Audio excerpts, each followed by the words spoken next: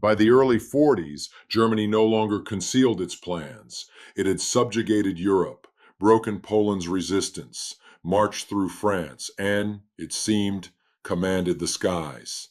The Luftwaffe was considered the best air force in the world. Powerful engines, perfect organization, new targeting technologies, radio, communication between squadrons. The Germans bet on the future belonging to steel and speed. And while other countries hesitated, they simply acted. Every day, dozens of German aircraft took off over Europe. They were heavy, noisy, but frighteningly effective. The Luftwaffe was not just a part of the army, it had become a symbol of German superiority. Newspapers wrote that the sky belonged to the Reich. Radio reported that German pilots were the best on the planet. Hitler himself said that aviation was his sword, the weapon of the future. And yet, across the ocean, in America, there were people who thought differently. There, in California and New York, in laboratories and assembly shops, engineers looked at photographs of German aircraft and saw what others missed. These machines were marvels of engineering, but also marvels of bureaucracy, too complex, too expensive, too slow to produce. Their strength became their weakness. America understood. You could win not with armor, but with intellect. At the end of 1940, a project appeared in the USA that was initially considered a joke. Engineer John Woods, young, stubborn, and bold, proposed building a combat aircraft out of wood. Not thicker armor, not more powerful guns, but a lighter, more aerodynamic, faster airframe. His idea sounded like a challenge to everything the military of that time believed in. If the plane doesn't get time to be under fire, it doesn't need protection, he said. If the enemy can't aim, it means you've already won. At first, they didn't believe him. Many generals considered it madness. Within the walls of the Pentagon, they openly laughed at him. One official called the idea a wooden furniture project. Another said, "What, are we going to bomb Berlin with stools?" The laughter was loud and confident, but Woods paid no attention. He understood. If an idea is impossible, then it's worth pursuing. The team of engineers he assembled was small but strong. Young designers, specialists in materials, aerodynamics, and engines. They decided to prove that wood could be a weapon. Instead of steel, a laminated structure of balsa and maple, impregnated with resin and glued under pressure. It was a material that was as strong as metal, but weighed half as much. It had no rivets, it didn't rust, and most importantly, it could be produced by the dozens without wasting aluminum. America did again what it did best. It turned a crazy idea into a real product. In Los Angeles, Baltimore, and Michigan, they began assembling the first prototypes. Factories worked around the clock. Engineers slept right in the workshops. Test pilots came day and night. The air smelled of varnish, glue, and hot metal, though there was almost no metal there. When the first photos of the prototype reached the press, German intelligence sent them to Berlin. The reaction was instant and, as usual, arrogant. German newspapers wrote that the Americans decided to fight with furniture. Radio broadcasts said, if the Yankees are going to bomb Germany with plywood, they should at least paint it gray, so it doesn't look so shameful. Goering, the head of the Luftwaffe, said at a meeting that wood belongs in a house, not in the sky. His words were recorded with laughter by all German journalists. The Americans did not respond. They didn't write loud articles or hold showcases. They just kept working. In the Los Angeles factories, engineers hand-fitted every part. The production technology was complex. Thin sheets of wood were layered, impregnated with glue, and compressed in presses into a single monolith. The surface of the fuselage was polished to a shine, and the wings were made solid, without seams, without rivets, without weak points. The project was named Mosquito. Light, fast, almost silent, it became the opposite of the German Messerschmitts. Where the Germans put armor, the Americans put speed. Where the Luftwaffe relied on heavy power, America relied on flexibility and calculation. The Mosquito was not meant to fight head-on. It was meant to strike and disappear. The tests were scheduled for December 1940. The weather was overcast, the sky gray, the air thick with fog. Engineers, military personnel, and workers who had built this machine with their own hands gathered at the airfield in California. Thomas Reed, a young test pilot trusted by everyone, took the controls. He started the Merlin engines, the very ones produced in American factories under license. The noise of the engines spread along the runway, and the plane, assembled from wood, smoothly moved forward. It lifted off the ground easily, as if pulled by the sky itself. After a minute, the instruments showed a speed of 620 kilometers per hour. No one could believe their eyes. It was a speed that even German fighters couldn't match. Light, clean, without armor, without turrets, but with perfect aerodynamics, the Mosquito flew faster than anything that existed at the time. Woods looked at the instruments and was silent. He understood that it wasn't just a plane taking off, it was the very logic of war that was changing. A day later, in his report to the Pentagon, he wrote briefly, "The wood flies." When news of the flight reached Berlin, the reaction was the same: laughter. The Germans didn't believe the numbers. Newspapers again came out with cartoons. One of them depicted an American pilot sitting on a wooden chair with a propeller on his back. The Luftwaffe called the project a wooden joke. Goering repeated at a meeting, "If it's true, let them show me this plywood plane over Germany. I will personally meet it." America did not respond with a single word. The factories continued to produce new units. Tests followed one after another. The machine proved to be perfect not only in speed but also in handling. It took off from short runways, landed softly, and remained stable even in a storm. It could be used for reconnaissance, for precision strikes, for night missions. Unlike the bulky German bombers, the Mosquito was fast, maneuverable, and almost elusive. It was then that America realized that it held in its hands not just an airplane, it was a symbol, proof that mind could defeat might, that calculation was more important than pride, and that he who laughs first does not always laugh last. But while new machines were being built in the workshops and pilots were preparing for the first combat mission, across the ocean in Berlin, the jokes still sounded. Germany continued to laugh at the American plywood. No one knew that this laughter would end suddenly, exactly at the moment when the wooden planes first appeared in the sky over the Reich. By 1942, the Mosquito was no longer an experiment. What began as a bold idea became a weapon. The planes were already rolling off assembly lines in dozens of units, each new version better and lighter than the last. America engaged all its capacities, from chemical plants to universities, where engineers worked on aerodynamic calculations.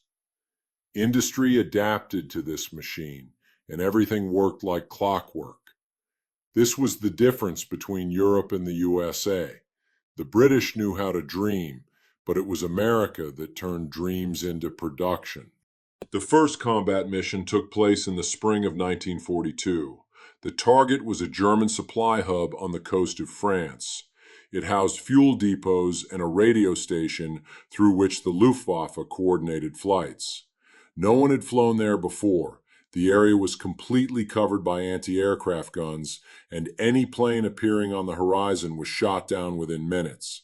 But the Mosquito flew differently. It went fast, low, almost over the water, then sharply climbed, dropped its bombs, and disappeared. It all happened in a matter of seconds. When the Germans turned on the searchlights, there was no one left in the sky. This raid was the first where the wooden plane not only survived, it won. Without losses, without bullet holes, without panic. The Americans proved that the machine they laughed at could strike and leave without a trace. At Luftwaffe headquarters, they first thought it was a mistake.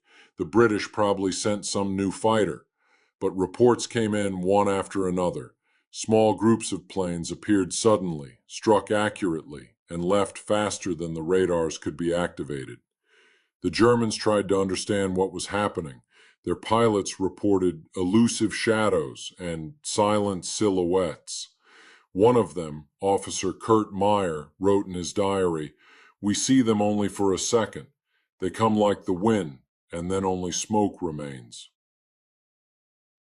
At first it seemed like an exaggeration, but it soon became clear this was a new threat.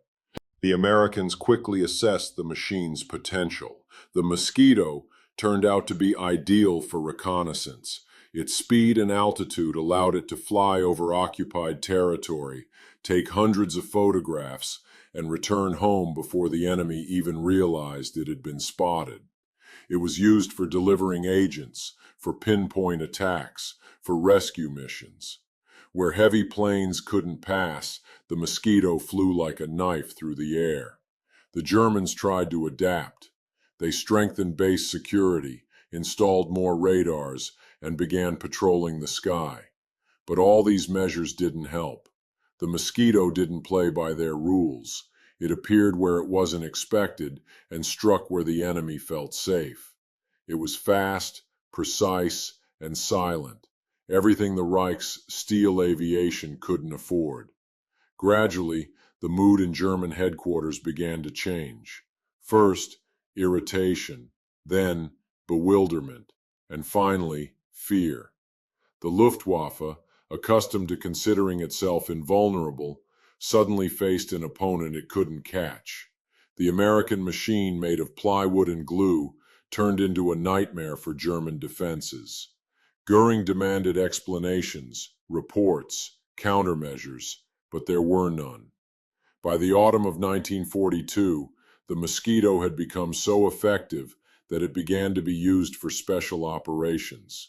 One such assignment was the strike on the radio station in Oslo, a symbolic target where Goebbels planned to hold a live broadcast about the great dominance of Germany in the air. The Americans waited for the moment when the reporters were already at the microphones, and live on air, a hum was heard in the background. A second later, the building shook from an explosion. The radio signal cut off. The report, which was supposed to be a demonstration of the Reich's strength, ended in silence. After this incident, Germany acknowledged for the first time that the enemy had something they didn't understand. Goering was furious. At one of the meetings, he allegedly said, "If the enemy has such planes, I no longer know how we can win." His words were recorded by his subordinates, but he never repeated them publicly. For the Luftwaffe, admitting defeat to plywood was tantamount to shame. Meanwhile, in the USA, this success became a symbol of a new approach to war. America realized that it no longer had to repeat others' mistakes. While other countries spent months on heavy designs, the Americans bet on innovation. The Mosquito proved that victory is not only about fire and armor, it is also about intellect.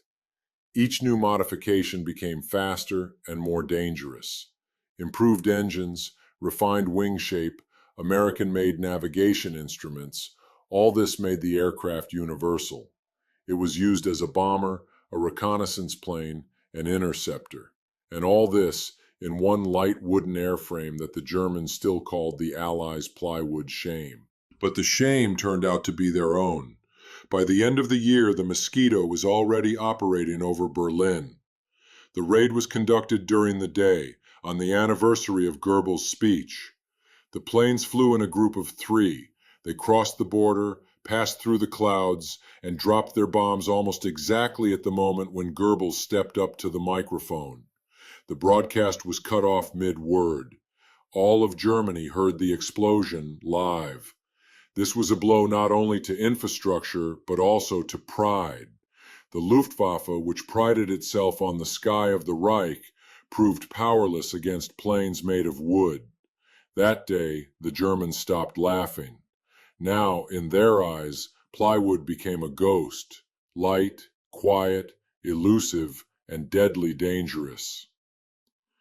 America proved that its strength lay not in metal, but in brains, not in loud speeches, but in results. And while German factories riveted heavy, expensive machines, American engineers already knew the future belongs to those who know how to be light. By 1943, the Mosquito had become a legend. It was talked about on all fronts, from Africa to Norway.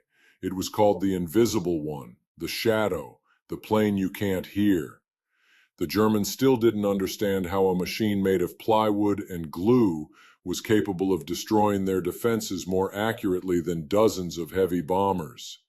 The Luftwaffe tried to track, catch, shoot it down, but it was all useless. The Mosquito simply didn't give them a chance. The Americans used it not only for strikes, but also for operations that required absolute precision. Every mission was planned like a surgical operation. The Mosquito flew low, almost touching the treetops, passed through clouds, flew by instruments, and struck the target accurately. Where dozens had previously died, now 2 machines were enough. In the spring of 1943, the Mosquito carried out one of the most daring missions of the war, the raid on the Amiens prison in France. The Americans received information that resistance fighters were being held in underground cells and were preparing for execution. The prison was located near residential areas, and a conventional bombardment would have led to hundreds of casualties. They decided to use the Mosquito. In the morning, under cloud cover, 4 planes flew over the fields, descended to an altitude of just a few dozen meters, and dropped bombs right into the stone walls. The strike was so precise that it destroyed the guard post but did not touch the inner blocks. Within minutes, the prisoners began to escape. This raid went down in history not only as a rescue operation, but also as a symbol of how war had changed. Victory was now brought not by brute force and tonnage of explosives, but by precision, calculation, and speed. America proved that war could be not chaos, but mathematics. In those same months, the Mosquito began to be used for strikes on Gestapo headquarters in Holland and Denmark. These missions were considered suicidal. The buildings were guarded, barracks were nearby, and the sky was controlled by German interceptors. But the Mosquito again broke all expectations. It flew over the streets at the height of bell towers, dropped bombs right into the windows, and left without a trace. Only 2 or 3 crews participated in each such raid, and almost all returned home. American pilots called the Mosquito a living being. It obeyed the hand, reacted to the slightest movement, and was fast as a thought. Pilot George Halbert, who participated in the raid on the Gestapo headquarters in Copenhagen, wrote in a letter home, "When you sit in the cockpit and the whole city is roaring beneath you, it feels like you're not controlling a machine, but an instinct." In Germany, meanwhile, everything was changing. In early 1943, the arrogant headlines about plywood pilots disappeared. In their place appeared reports, "Unknown aircraft again broke through over Berlin." Radio stopped joking. Goering ordered additional radars to be installed and the number of night patrols to be increased, but it didn't help. The Mosquito appeared where it wasn't expected, and always on time. It disrupted Hitler's speeches, cut off broadcasts, destroyed headquarters and communication centers. In February of the same year, during Goebbels' visit to Berlin, 3 Mosquitoes attacked the Ministry of Propaganda building. It all happened during the day, during a ceremonial parade. The bombs landed near the balcony where the minister was standing. The broadcast was cut off. The Luftwaffe didn't even have time to sound the alarm. 20 minutes later, American headquarters knew the operation was successful. This raid became a symbol. Germany acknowledged for the first time that it did not control its own sky. Goebbels was furious. Goering gave his commanders a dressing down, demanding explanations for why the wooden planes had flown over the capital again. There was no answer. They simply couldn't catch them. The Americans, however, acted coolly. Each new operation was a step forward. The Mosquito became a universal tool, a bomber, a reconnaissance plane, a rescuer, an interceptor. It did everything. Engineers constantly improved the design, adding more powerful engines, improving the targeting system, enhancing control at high speeds.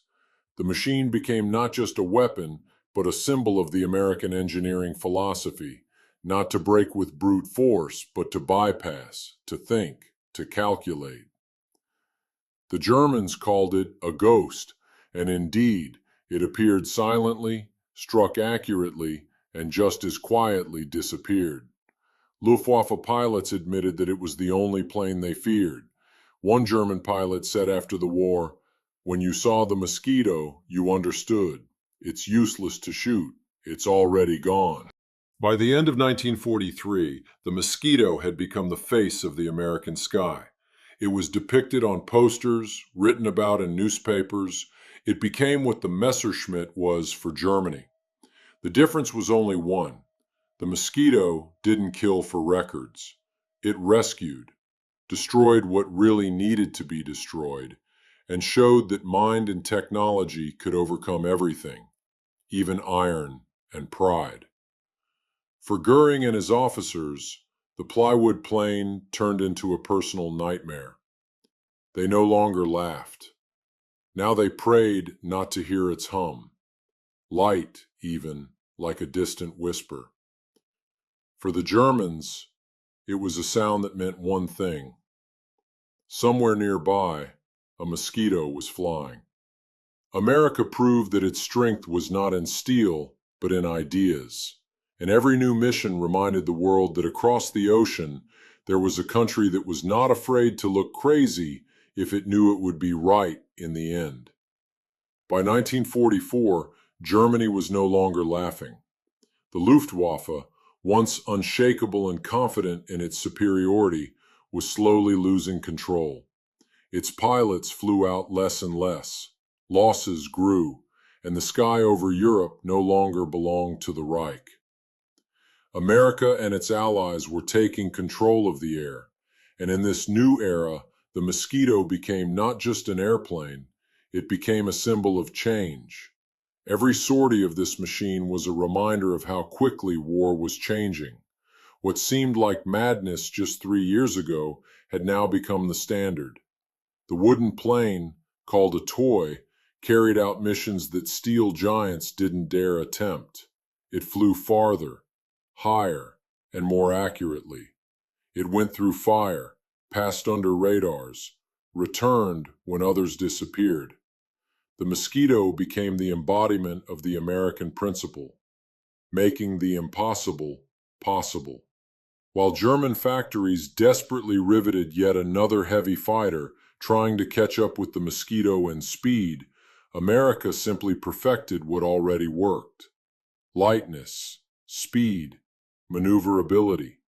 All this became the new philosophy of aviation. The idea born from laughter turned into the technology that defined the future. One of the last assignments for the Mosquito was the raid on the Gestapo headquarters in Copenhagen in the spring of 1945. The Americans received information that lists of underground fighters, planned for arrest before the end of the war, were stored there. The building was guarded like a fortress, and even the British considered the operation madness. But 2 American crews took off anyway. They flew low, almost over the rooftops, climbed only before the target, and dropped bombs right into the windows. The first strike destroyed the archives. The second collapsed the facade. When the dust settled, the headquarters ceased to exist. Both Mosquitoes returned home. There were no losses. This operation became the final chord of an entire era. A few months later, Germany capitulated. The Luftwaffe, once proud and formidable, turned into ruins.